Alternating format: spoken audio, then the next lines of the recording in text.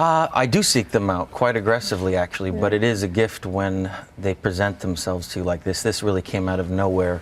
I think Scorsese and I at the time were looking at doing a different project that fell through in this kind of... We all remember him as Jack from Titanic, young, fearless, and hopelessly in love. That role alone made Leonardo DiCaprio a household name, a heartthrob whose face seemed to be everywhere at once. But behind that unforgettable smile and those iconic scenes, there's a side of Leo most people don't know. Over decades, he's become one of Hollywood's biggest stars. Oscars, blockbuster movies, red carpet moments, you name it. He's done it all. Yet, while his career soared, his personal life stayed complicated, especially when it comes to love. Fans and media alike have always asked the same question. Why has Leonardo DiCaprio, this global superstar, never married at 50 after decades in the spotlight, dating some of the world's most famous women and walking away from relationships that could have gone the distance? He's finally ready to answer. In this video,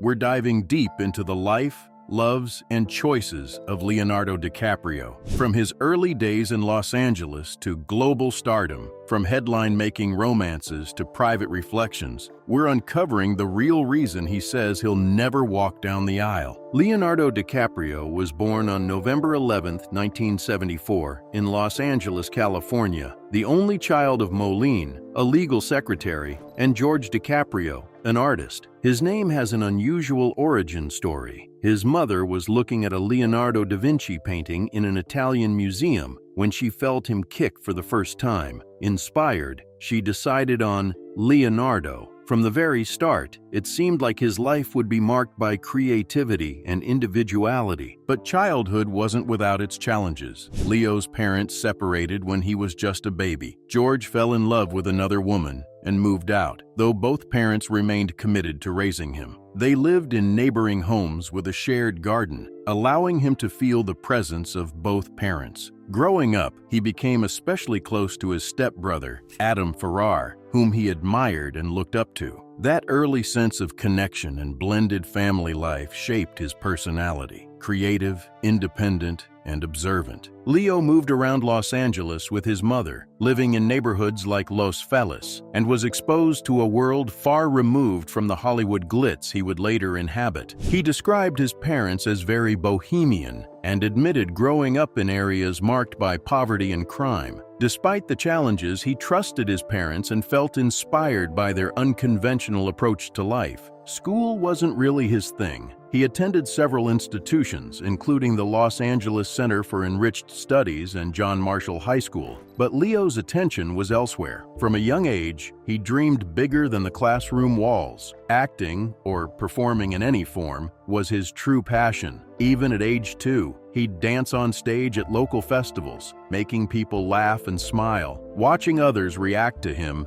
fueled his love for performance. And by the time he saw his stepbrother earn money from a TV commercial, Leo knew that acting could be a path worth pursuing. Leonardo DiCaprio's journey into acting wasn't an overnight success. As a kid, he was relentless, trying everything to get noticed. His first attempt came on the kids' show Romper Room, though he later joked that he got kicked off for being too disruptive. Whether true or just Leo's storytelling charm, it showed early on that he had a flair for standing out. By age 14, he landed his first real gig, a commercial for Matchbox cars. That small role opened doors to others. Kraft Singles, Apple Jacks, and Bubble Yum followed. But even with those jobs, success didn't come easy. He spent a year and a half trying to find an agent, facing rejection after rejection. One agent even suggested he change his name to Lenny Williams to sound more American. Leo refused, determined to stay true to himself. With his father's encouragement and a family friend's help, he finally caught the attention of casting directors and went on to appear in around 20 commercials. From commercials, he transitioned to television. In 1989, he played Glenn in 2 episodes of The New Lassie. Small parts followed in Santa Barbara and The Outsiders. But his big breakthrough came when he joined the TV series Parenthood as Gary Buckman,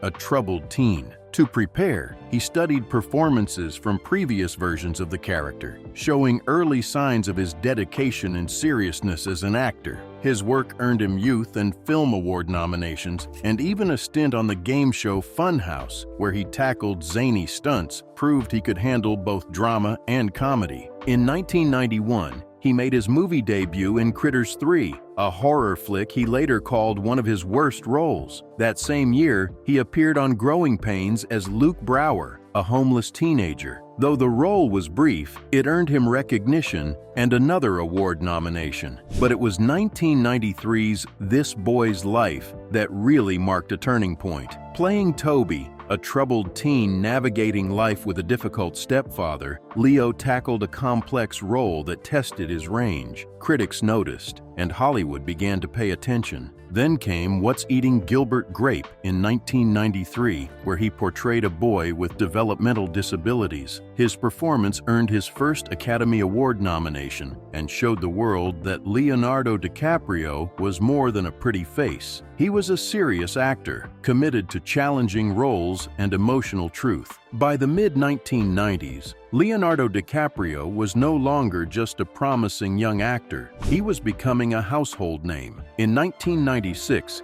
he starred in Romeo plus Juliet, Baz Luhrmann's modern take on Shakespeare's classic. The film was a visual spectacle, and Leo's performance captured the passion, angst, and charisma that audiences couldn't ignore. Critics praised his depth, and fans began to see that this was an actor willing to take risks and reinvent himself. But it was Titanic in 1997 that truly transformed Leonardo into a global superstar. As Jack Dawson, the fearless, free-spirited artist, he captured hearts worldwide. The movie broke box office records, becoming the highest-grossing film of its time, and suddenly everyone knew who Leonardo DiCaprio was. Teen magazines, talk shows, and paparazzi followed him relentlessly. Yet, with fame came scrutiny. Every relationship, every public appearance, and even his wardrobe choices became headline news. Despite the overwhelming attention, Leo was determined not to be typecast as the romantic heartthrob.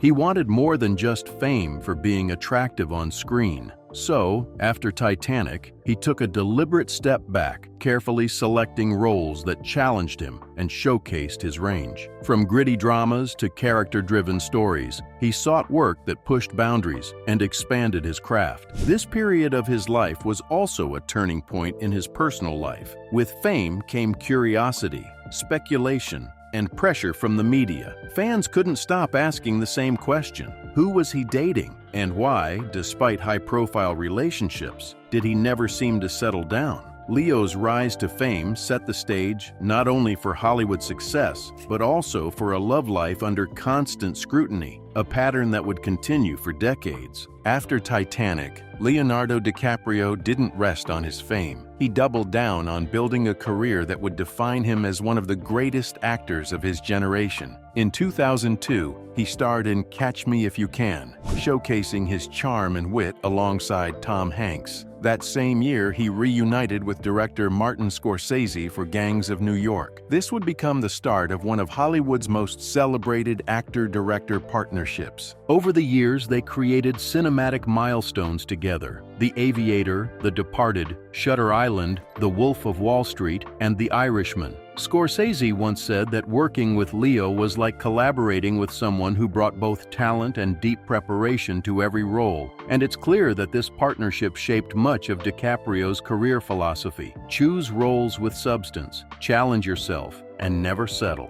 Leo's choices weren't just about acting, they were about legacy. In Blood Diamond, he explored human greed and moral complexity. Inception and Django Unchained tested both his emotional range and physical endurance. And in 2015, The Revenant brought him the long-awaited Oscar, where he portrayed a frontiersman battling for survival in brutal conditions. Each role demonstrated a commitment to craft so intense that personal life often took a back seat. Off-screen, DiCaprio has built a parallel life as an activist and producer. He founded Aeon Way Productions, producing films and a TV series like Greensburg. while also creating the Leonardo DiCaprio Foundation to protect the environment. His efforts earned him global recognition, from being named a UN Messenger of Peace to being listed in Time's 100 most influential people in the world. France even honored him in 2005 as a Commander of the Order of Arts and Letters for his contributions to the arts. Through it all, one thing is clear: Leonardo DiCaprio doesn't just live for Hollywood fame. He lives by a principle of dedication,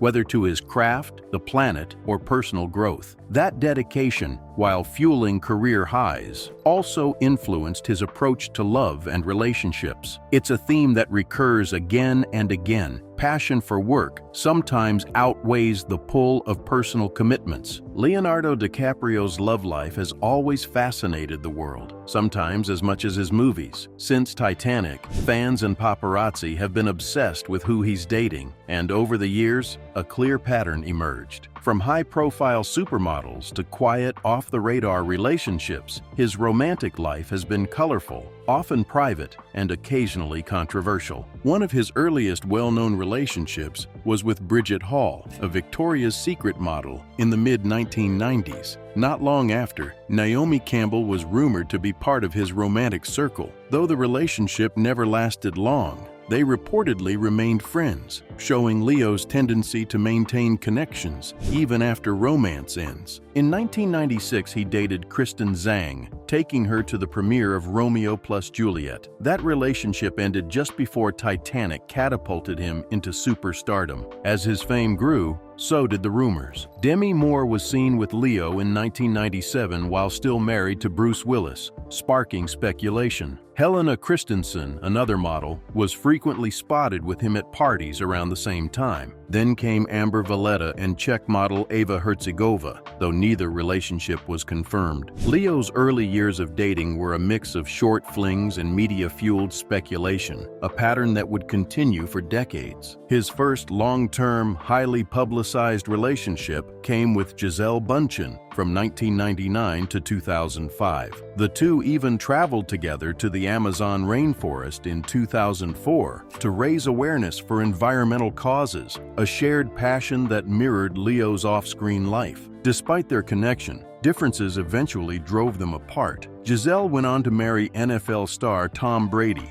while DiCaprio remained focused on his career. Over the years, Leonardo's pattern became clear: relationships with high-profile women, often models, with significant age gaps, short-lived flings, or quietly intense romances. Bar Raffaele, Blake Lively, Nina Agdal, Camila Morrone. The list is long, but one thing remained constant: marriage never seemed to enter the equation. Even when relationships lasted 5 years, like with Camila Morrone, the pattern held. The public watched, speculated, and often misinterpreted, but Leo remained private, rarely commenting on the details. This recurring pattern, dating, intense connection, then stepping back, has fueled curiosity about his reasons for avoiding marriage. And while fans continue to speculate, DiCaprio himself has now offered insight into why walking down the aisle simply isn't part of his plan. After years of dating high-profile models, Leonardo DiCaprio's most recent relationship has turned heads for a slightly different reason. In 2023, he was first linked to Vittoria Ceretti, a rising Italian model known for her work with Versace, Gucci,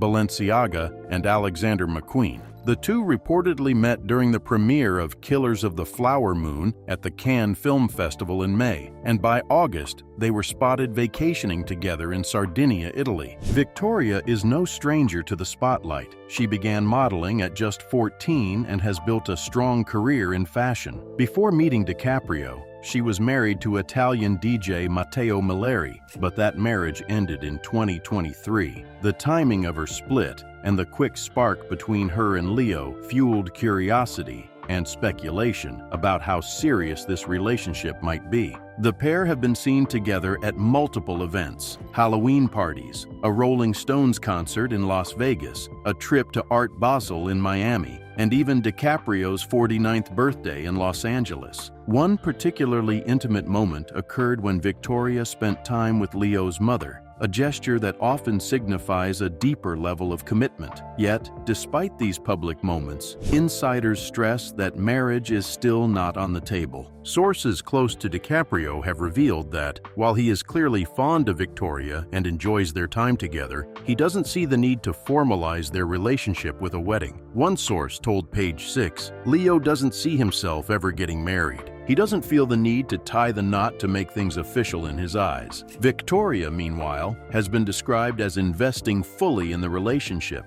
demonstrating patience, understanding, and support for Leo's personality and passions. Even a diamond ring sparked speculation. Fans assumed it might be a proposal, but it turned out to be part of her personal collection, purchased long before they met. Still, this relationship has lasted longer than many of his past flings, showing that Leo can maintain a serious, committed connection without changing his stance on marriage. So why, after decades of high-profile relationships and turning 50, has Leonardo DiCaprio never walked down the aisle? The answer, it seems, is simple. He doesn't feel the need. Insiders and friends say that while he enjoys love, companionship, and the excitement of relationships, marriage has never fit into his personal vision of life. For Leo, acting has always been at the center. From his first commercial at 14 to Killers of the Flower Moon in 2023, his work requires focus, energy, and total immersion. Relationships often take a back seat because he throws himself completely into each role. That dedication has made him one of the greatest actors of his generation, but it also makes the traditional commitments of marriage less appealing. Even in his current relationship with Victoria Chiretti, there's no pressure to formalize the bond. Sources stress that Leo values the connection and enjoys being with her, but tying the knot isn't necessary. It's not about avoiding responsibility or commitment. It's about staying true to how he views love,